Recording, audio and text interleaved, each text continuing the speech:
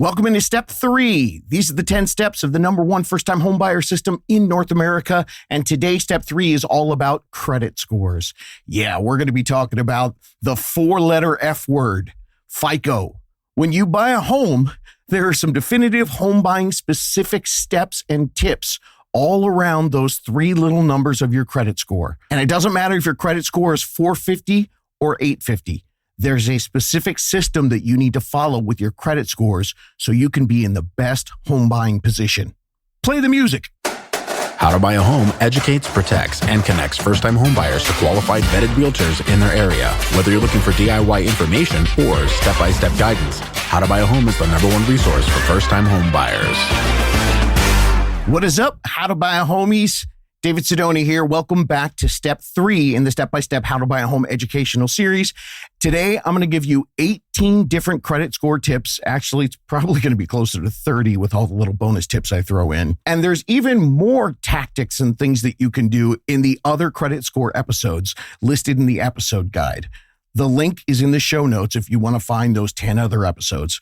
So why so much focus on this one? Well, because a better credit score means better interest rates, better fees, and better loan options. All of that saves you buco bucks.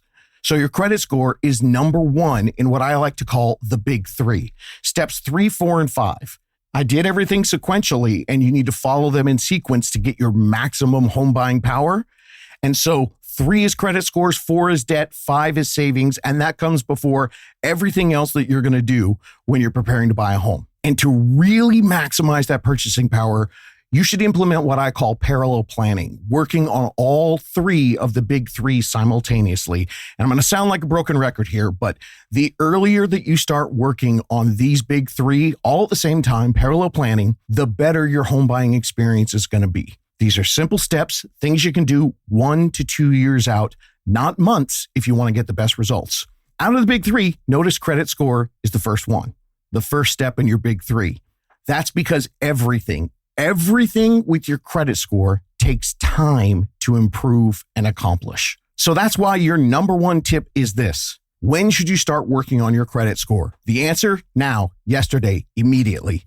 Every step in credit scores, every single step, gaining positive marks or reducing or eliminating negative marks, they all take time. I can't stress this enough. Start now, because you have to work within the system of credit scores. And the system is jacked up. No argument here. You're working with 3 big bureaucratic companies. And the negative changes, well, that's what really sucks about this system. They happen in an instant, but trying to correct it or trying to bring positive changes, those happen slowly. Most of the time, they take 60 to 90 days before you even see any changes on your credit score. So don't hate the game. Beat the game by knowing the rules. And rule #1 for you, you need time on your side. The more, the better. Throughout the years, I've interviewed several different credit score professionals, and they all said the same thing. There is no magic wand with the credit bureaus. When you start working on your credit score is more important than what you start doing. Time. That's how you beat the credit game. Now, these professionals I talked to, they also told me, make sure your people know, don't let a bad score stop you from starting. People with a bad score, they wait. What they told me specifically was, absolutely do not let a bad score scare you from starting, because there's nowhere to go but up. Don't think that because you had some late payments in the past that you're never going to be able to be a homeowner. It's all fixable, but it gets more fixed with time. So start ASAP. Do not bury your head in the sand. In this case, yes, time really does heal all wounds. The starting point is the most essential part of working on your credit score. And no, I feel you, gang. It's not the most exciting or glamorous part of buying your first home. So learn to celebrate the mundane. Rejoice and celebrate the small victories along the way. If your score goes up 20 points, amazeballs. Go celebrate. Get some ice cream. You are here for help, education, and guidance. And I can give you all the tools, but I can't get you to start. But you know what? I can beg you. Please do this for your own good. Start now. Even if you only do one small step, all the steps with credit scores improve with time. So let's freaking go start.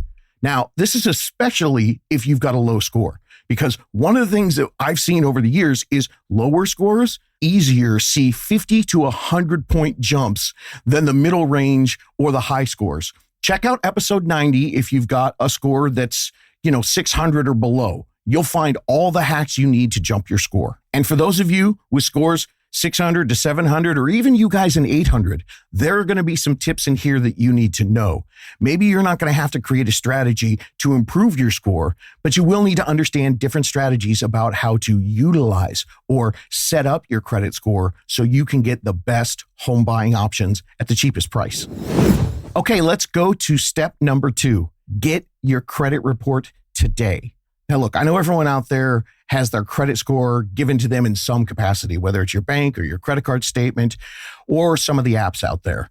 I'm not talking about getting your credit score, especially not getting your Credit Karma score or a score from one of those apps. Get your credit report. And don't go anywhere but here. You absolutely don't have to pay for it. In fact, everyone who's trying to sell you a copy of your credit report, that's people in the credit industry trying to sell you stuff. And the credit industry, gang, it's super sketchy with lots of scammers. Here's what you do. Go to www.annualcreditreport.com. Annualcreditreport.com. That's the official federal government website. This allows consumers to access their credit reports. Now, the weird thing is, when they first started it, it was 3 times a year. Now, even though it's annualcreditreport.com, you can get credit reports once a week for free from the 3 credit bureaus: Experian, Equifax, and TransUnion. So get in the habit of pulling your credit score, and you can do it weekly for free. Do not go anywhere else for a credit report. Everyone else is trying to sell you something. This one is unbiased, and it was created for your protection. This is actually one of the few government protections that actually is working for first-time homebuyers. The reason you're doing that is because you're looking for mistakes. The credit professionals that I talk to, they give me different percentages, but all of them were well above 50% of credit reports that they see, and they look at hundreds daily, had mistakes on them. And it's usually just weird stuff like using someone that's got the same name as you or close to the same name or an address. And those mistakes, they're the things that take the most time to clear up. That's why getting your credit report is one of your first tips. Tip number 3. This is the magic trick. Now, I know in the past I've said there's no magic wand to fix your credit report. You got to put the work in. But this one, it actually is kind of magic. Most of the things you do take guidance, tips, and time. But this one is so ridiculously magical that at 49 years old, I gave it a shot. And I raised my credit score 40 points in less than 2 weeks.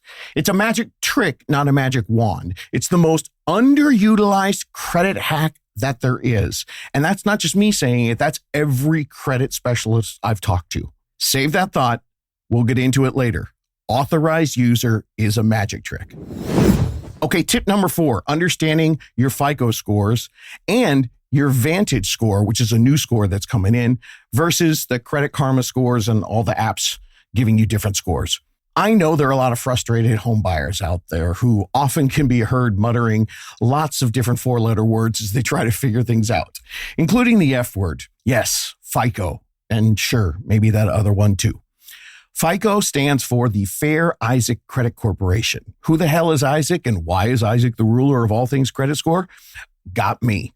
It's there and it's established. And all I know is that my boy Isaac, he can look at your 12-year-old unpaid water bill from 2 apartments ago, put it on your credit report, and absolutely tank the FICO score. And I also know that in the last 5 years, there are dozens of companies out there that are giving you all these apps to show you your FICO credit score. And that score, that is 100% absolutely not the credit score that you're going to be judged on when you apply for a home mortgage. Little insider tip for you. You've got anywhere from 28 to 40 different credit scores from the 3 credit bureaus. Told you those before: Experian, TransUnion, and Equifax. Each of them has anywhere from 9 to 15 different credit scores on you.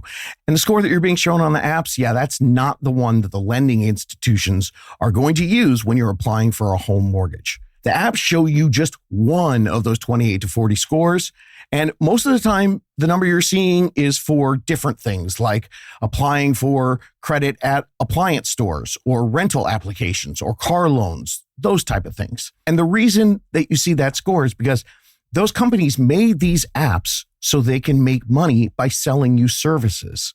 So the score they show you is going to be whatever score works for them to sell you their credit improvement products. Most of you guys can monitor your credit score yourself with tip number 1, and then use the tips here and in all the other credit score episodes and boost your score yourself. And then just to confuse things a little bit more with your credit score, in the fall of 2025, home lenders started slowly using a whole different scoring system. So make sure that you talk to your lending professional about your FICO score, as well as the new one, which is called Vantage Score 4.0. Keep this in mind with your credit score. You may know a score of yours, but it's not going to be the score when you're trying to get a home loan, especially now that Vantage Score is being thrown into the mix. I've talked to several different lenders over the years, and this is for real. They have often seen a 50 to 75 point difference in the multiple credit scores that the buyer finds themselves versus what the bank is using. Tip number 5, let's get into how the bank looks at your credit score. Now, FICO scores range from 350 to 850. Really, Isaac, you couldn't do 1 to 100, 300 to 850, or 350 to 850? It's so random. And don't even try to Google why this is the way that it is. The answers are so unsatisfying. Isaac is a tool. Okay, here's how it works. You can get a home loan with a score as low as 580, but the rates and the fees are higher, so a lot of times this isn't the best option for people. I assume that everybody listening here has done steps 1 and 2 in the 10 steps. You've decided and believed, and you've gotten your guides. So between the credit tips here and your real estate support team offering you other tactics, you can probably raise your credit score and reduce your debt and save money. Wait a few months and get your score up and do better than mathematically what you could do with that 580 score. So what you're trying to do is get into the best tier in your credit score. When you've got your actual score that the banks are going to be using to give you a home loan, the mortgage lenders, they put everybody in 20-point tiers. It starts at 580 and then it goes up by 20, 600, 620, 640, 680, and so on. 740, that's the A tier, and 760 and above, that's A plus. Can't do any better than 760. But for each tier that you go up, the lower the fees you're going to pay, and more importantly, the better loan rates and loan programs that you're going to be able to access. Now, a little side note here. I know that some of you people out there, you wonderful anal spreadsheet people, yeah, you heard me correctly. 760 and an 820, you get the exact same home loan programs and fees. 760 is the top. So for all of you 811 credit score overachievers, you can unclench your butt cheeks and relax. You could get inquiries on your credit card 7, 8, 9, 10 times, and you would still be in the top tier for your home loan. More on that in a minute. Also, a little bit later, I'm going to explain exactly how they determine your tier when we discuss your mid score. And I'm also going to explain to you how it works when you've got 2 people's scores or 3 people's scores that are applying for a home loan. Tip number 6. Understanding your credit score through the pie chart of credit. This is where your score comes from.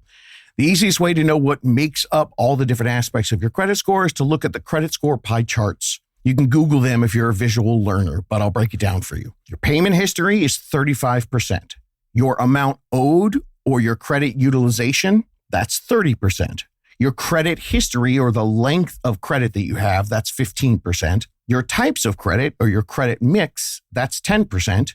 And new inquiries or new credit requests, that's 10%. In the library of all the old credit episodes, I go deep into the detail of the formula that works best for each area, each piece of the pie. But there's one important thing to notice. The only slice of the pie that you can do nothing about right now, even if you had tons and tons of money, that's the 15% slice on your credit history. Now, unless you understand the authorized user magic trick. More on that later. Tip number 7. This is from the piece of the pie about credit inquiries. Credit soft pulls and credit hard pulls. When should you get your credit score checked? That's what we're going to answer here. Now, this is that piece of the pie about credit inquiries where a creditor does a credit check on you. They run or pull your credit, and then you're going to get a credit inquiry. That's a ding on your credit. It's usually anywhere from 2 to 4 points. So a lot of people really try to keep their credit inquiries down. And I understand that's good advice for people building new credit, but this has created a terrible myth for first-time home buyers that's costing them huge amounts of money because people are so uber protective of their scores. And they tell me all the time, hey, David, I'm not talking to a lender right now because I do not want to get my credit pulled and lower my credit score. Okay, I get it. I understand that you've heard that, but it's a myth. Let me blow your mind. That is wrong. It's just bad advice, like really, really bad advice. Let me share why. To you, Professor Perfect Credit with the 823 credit score. I fully respect what you've done. And I'm telling you this because I hate how misled you have been. You're waiting to hire your professional who's going to do tons of different things for you, so you can protect a few points ding against your credit score that don't even matter because you're 823 and 760 is the highest. But instead, by waiting, you're going to be losing tens, possibly hundreds of thousands of dollars that you could gain by developing strategies and options with a mortgage advisor. But instead, people are so protective of just a couple points versus tens of thousands of dollars. So please, please, please stop believing this myth. You're losing so much money. And for you guys in the 800 club, it's not even going to matter. 760 is the top score. Hey, Captain Von Super Score. I'm guessing that you're probably a responsible, intelligent person because you're there in the 800s. Cool. I'm here to add to your smarts. Do not let the protectiveness of your credit score based on an incorrect myth be the reason that you do something that has 1,000 times more impact on your purchasing power as well as saving you money. That's interviewing and hiring your professionals. The right lender, they're going to show you options. Here's something for you if you really still think this whole credit inquiry thing is going to hurt you. In episode 454, I talked with one of the unicorn lenders who always makes the first connection a discovery call, not a credit pull or a pre-approval call. A lot of times what they use is something called a soft pull. That's an alternative to get an overview of your credit, but it's not an inquiry and there's no hit on your credit. So you have no more excuses. The only thing you're doing by trying to protect your credit and waiting is missing out on all the benefits of the professional guidance, months and months of things. And you're holding back on that for a fear that is incorrect. I'm telling you, I'm on your side. I'm here to educate you. I know you've been told this is the right thing to do, but you are seriously focusing on pennies and stepping over $1,000 bill.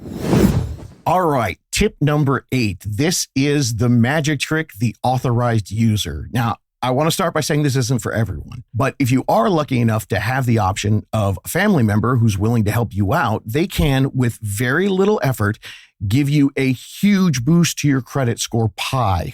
It can add 10, 20, 30, 40 years of credit history to that slice.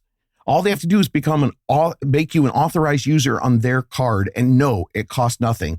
And no, it will not affect the family member's credit. Absolutely will not. That's the biggest question I get. So remember, tell your family this will not affect their credit score. And a quick disclaimer on this magic trick. Not every one of you out there is going to have family and you might not be able to use this trick. I realize that not everybody has that privilege. We live in a jacked up and unfair world, and equality in finance is unfortunately still not a thing. So if you don't have family to lean on in this process and you're here listening to this, I do have some really good news for you.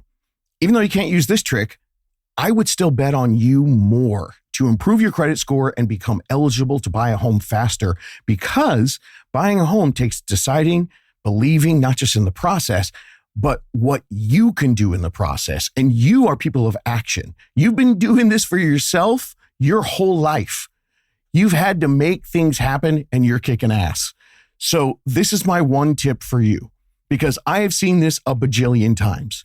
I can tell you absolutely confidently you got this. Not everybody's going to be able to use every tip that I give here on the podcast, but I'm going to share them all. And don't tell those folks, but I'm betting on you. All right, for the privileged folks who can use this, here's how it works. You want to make sure that the person, the family member you're talking to, has a good credit line and no lates on that card. Pick a card with lots of available credit and lots of years for your credit history. All they have to do is just call their credit card company and ask to be put you on as an authorized user on their card. You get added, bam. Now you get decades of good credit on your history, plus the new available credit that's going to up your credit usage number as well. The credit card company sends your family member a card directly to them. You could tell them, hey, get it, cut it up, throw it away. You don't ever want to use it. You don't ever need the card information. You just want to get their history and their usage and their available credit. Now, here's a tip with it. American Express, not great at this. Visa and MasterCard are best. And the older, the better. I told you I did this at 49 and I got 40 points with this magic trick. And the cool thing is, if you don't have a lot of credit or if your score is pretty low, great news for you, you're going to see an even bigger jump than that. I had one listener that did this and their score went up 100 points. Magic. Quick side note, big warning. There are companies out there that know the benefits and they're trying to sell authorized users to you. That would be what we call in the business world a shyster. So sketchy. Run from that. Never do an authorized user with a stranger or a company. When it comes to credit scores, there are so many scams out there because so-called credit specialists, they're preying on desperate people. So with authorized users, don't do it with anybody except family you know. I did interview one great credit specialist that I talked to. They're in episode 349 and 164. Jeannie, the credit genie, she's awesome. Check it out. Or if you've got questions about this whole process, go to howtobuyahome.com and use the Ask David button. I answer everything personally. Okay, tip number 9. Your credit score affects everything. Loan rates, program options, PMI, all your options when you're buying a home. So in order to stay afloat in this new world of ridiculously high rents for millennials and Gen Zs, for many people, a lot of times it's not financially prudent or cost effective to wait the years that it would take to save up for a 20% down payment. So using a low down payment option so you can buy a home early in this ever unaffordable world of the housing market, it can sometimes feel a little elusive, but with the right planning, it's very attainable. And that's what we do here at How to Buy a Home. Now, using loans that are under 20% down payment, that's where you're going to pay PMI or private mortgage insurance. Here's where your credit score comes into it. The better your credit score, the lower that you're going to pay in the PMI. So if two people both get a loan, both put 5% down, the PMI payments could be wildly different based on who's got the better credit score. So yeah, not only does your credit score determine the interest rate you're going to get, the loan programs that you qualify for, how much you're going to pay in the fees, but also the higher your credit score, the lower the cost of PMI and the more affordable options you can find. If you think the PMI is for suckers, the math, it says decidedly otherwise. The details are all in episode 464. Say it all the time here on the program. PMI is a privilege. And the better your credit score, the more affordable PMI is to you. All right, tip number 10, rapid rescore. All right, if you find a mistake on your credit report, or maybe you get a big chunk of cash in and you just paid something off and you need that change to post with the credit bureaus quickly, most lenders can offer you a rapid rescore. It's a paid option, usually a few $100s, and it gets your score recalibrated, sometimes as quickly as 48 hours. Again, this is really useful if you get a big chunk of money and you pay off some debt. But the trade-off that you can find right there for like, $100, yeah, that could save you thousands or yes, tens of thousands, depending on your timing and how quickly you need to get things in place. A jump in those 20-point tiers or maybe 2, that could be the final piece that you need to get your dream home at an affordable price for you. Tip number 11, what score do they look at and what do you do if you're using more than you? Like if you're buying with a partner or buying with a partner and somebody else, 2 or 3 of you, how does that work? Well, once you got your unicorn lending team, they're going to give you that real FICO score, the one that the lending institutions use.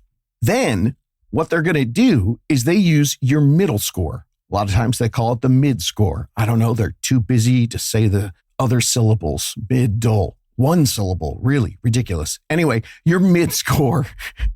And the thing about your middle score, it's not your average score. So they're going to take the appropriate scores that come from the 3 different credit bureaus, the ones they use, and they're going to look at all 3 of them, and they use the middle, not an average. So if your scores are 752, 739, and 738, your mid score is 739. Your average is 743. But that mid score, if the tiers are by 20 points, that mid score of 739 actually puts you a tier down from your average score, 743, which would be in the 740 to 760 tier. So it's insanely important that you get exactly all of your scores, find your mid score, and see if you need to be working on that one. And that's where you find the specific tools and tips to work up that mid score that's going to improve your tiers. This is just another example. Working with a team, understanding all these nuances could save you buco money. Now, if you need both you and your partner's credit score to qualify for a home loan, this is where it gets even funkier. They're only going to use one of your middle scores, and it's the lowest mid score that gets used. Not an average from both your mid scores, and definitely not the higher one. So know thy partner's credit score. Work together to improve that lowest score, or, I don't know, get a new partner. Your call. All right, let's go to tip number 12. These are some tips for anyone with poor credit or anyone looking to boost themselves up in the 20-point tiers. The way credit scores are ranked, most of the time what you're going to see, whether it's from, other credit reporting agencies out there, or if you go on the internet, this is what you're going to see. Poor, fair, good, very good, and exceptional. Here's the thing. When you're buying a home, ignore all those. Just focus on the 20-point tiers. Now, if you're in fair, or especially if you're in poor, or if you're in good, very good, and you want to try to jump a tier or two, there are a whole lot of tips in episode 90. I'm going to give you the highlights right here. Shocker, tip number 1 is it takes time, get started. Tip number 2, another shocker, authorized user. Tip number 3, strategically managing and paying down your debt. Tip number 4, ask for more credit. Ask for credit increases. Tip number 5, make sure you're always paying on time. Tip number 6, fight the power, dispute those mistakes, and dispute early. Tip 7, eat the frog first. It's a crazy, weird thing that people say in the business world. Do the hard things first. Eat it, get it over with, and then get on with everything else you need to do. Deal with collections and negative marks. And this isn't just because that's the best way to just put that stuff behind you. It's because these things take the time to get done. Tip 8, you can secure your future with something called a secure credit card. Tip 9, get credit for paying rent, even your utilities in some cases. Yep, it's a thing, and y'all should be doing it. And tip number 10, mix your credit, multiple different styles of credit. All those are explained in more detail in episode 90, and here's just a few of the tips and tricks and techniques and tools that you're going to discover in that episode, along with the other 10 episodes on the credit scores that you find in the episode guide, which is in the show notes. Your credit card reports to the credit bureaus at different times. Each one reports at a different time. And the specific date that you make your payment, if you know the strategies on how to do that, by understanding how to make your payment before they report to the bureaus, that's a quick little tip to increase your credit score. Now, a lot of people try to do this stuff on their own, and this is a tip that I want to make sure you understand. Don't take your credit cards down to a zero balance. In fact, if you're at a zero balance for 6 months, they stop reporting to the credit bureaus. So you could have $10,000 of, available credit, and it'll just stop getting reported. When I talk to the credit specialist, 7% is the magic number. Now, the minimum that you want to be on each card is below 50%. Above 50% is when they actually hit your credit report in the negative. The next tier is below 30%. And then once you're below 30, 20%, shoot for that 7%. That's where you're going to see the most increases in your credit score. Now, a lot of times you're going to be trying to get more available credit. If you're going to go out and look for credit cards to improve your score, to get more available credit, do not jump at every offer that gets emailed or mailed to you. Be very, very careful. I'm not selling anything, and I certainly don't want to give any credit card advice to anybody, but the one thing that I know is I look at the places that are the most unbiased. Consumer Reports, the Consumer Financial Protection Bureau, they've got some options on credit cards. And of all the big ones that, make their money by taking ads and ad space from the credit card companies, the ones I've found that look, they still are taking money, but they're the most unbiased are Bankrate and NerdWallet. Okay, your next tip, automate your payments. Once you figure out the best time to pay it, automate. And the number one thing that you can be doing right now, well, I said it right at the top. Get your credit report, get out a highlighter and highlight those mistakes and get them fixed. All right, number 13, understanding revolving credit versus installment credit. Revolving credit, that's the one that affects your credit score more than installment credit. And you have to make sure you understand the difference, because the lower that your revolving credit score usage, the higher your available revolving credit, the higher your score is going to be. It shows that you can resist temptation. Revolving credit cards show that you have available credit to you, but you don't use it. So those are your typical credit cards. The installment loans, they do help your credit score, but not as much as the revolving credit. Installment loans have an end date. It's a one-time loan amount, like a car loan, a student loan, or a personal loan. They don't affect your credit score as much because you can't abuse it. Now, I bring that up to make sure you understand that, because there's another terrible myth that's holding first-time homebuyers back. It's that the installment loan of a student loan is killing your ability to get a home loan. So wrong. It's been greatly exaggerated. We've got multiple people on the show, doctors with $200,000 and $300,000 that found an affordable monthly payment and a loan program, even with those gigantic student loans. Here's a big tip to you. If you're new to credit and you have a debit card, this is not a revolving credit card. It doesn't pump up your score. Even if it has the little MasterCard or Visa logo on it and you hit credit on the pin pad every time you use it, that's not building your credit. That's not revolving credit. That's just a piece of plastic that works like a checkbook. Oh, sorry. Millennials and Gen Z, a checkbook is this old thing that people use to hold checks, which are rectangular pieces of paper that are attached to your bank account. And sometimes people still use them at the grocery store, and I want to punch them in the face. So if you have a debit card and you're using it all the time, here's a tip to help raise your credit score. Stop using that debit card. Whenever you would use that debit card or even pay cash, use your credit card instead, and then set a reminder on your phone to pay it in a couple days with the same funds that you were going to use with your debit card or your cash. If you're going out and you're going to buy groceries, gas, movies, dinner, pretty much anything that you're going to put on your debit card, pay with your credit card. You've got everything you need on your phone to pay your credit card with the exact same cash that you were going to use at that moment. And this responsible usage, well, it can do lots of things for you. It can earn you miles. It can earn you cash back. But it also highlights your credit worthiness to the credit card companies. That's the term they use, which means they're going to start offering more credit to you. Maybe you can get a higher limit, and those things improve your credit score. Tip number 14, how much should you pay off? All in episode 64, at least below 50%, but the magic number is 7%. Important, that's why I put it as a separate tip here at 14. Tip number 15, the snowball method of paying down your debt and the dangers of credit card consolidation. Now, if you're out there and you're using the snowball method of paying your highest credit card off first to try to efficiently and effectively reduce your debt, do not pay them down to zero, 7%, that's the number, and absolutely do not close the accounts. Even if you pay something down to zero and then close it out, that immediately stops the continuing points that you would earn, especially on your credit history. So never close an account. And if you are using the snowball, you definitely don't need to pay anyone to learn how to snowball. You can do it on your own with a little research and then just a little bit of a routine and some discipline. Speaking of stuff you shouldn't do, this is a huge tip. I know a lot of people are drowning in debt. And so what they do is they look around for answers and they find this solution that looks too good to be true. It's a credit card consolidation. Know that if you do a credit card consolidation, yeah, you're wiping away all your debt, but you're probably also wiping away your ability to buy a home anytime soon. Because what it does is it wipes away all of your credit history. If you're looking to buy a home in the next 2, 3, even 5 years, better plan is to research the snowball system without using credit card consolidation company that closes all your accounts. You need that history.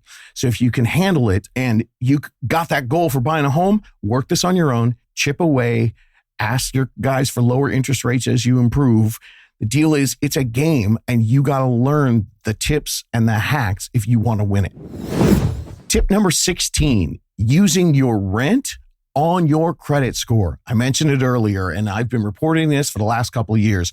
And now in 2026, there are more ways than ever to get your rent, that huge monthly payment you make, reported to the credit bureaus. It gives you a really nice bump on your credit score. Little warning, be careful who you use to report to the credit bureaus. I will let you know most of the time, I haven't found any ones that do it for free that are any good. So there is going to be a small fee, but do your due diligence and don't get ripped off. A lot of times your mortgage professional, they're going to be able to give you some solutions for this because they've had a lot of buyers that have done it. So ask them before you pay someone to get your rent counted on your credit score. And if you have no credit score, which is really something that happens a lot. There are 45 million people that have no credit score right now, 45 million adults, like a zero score.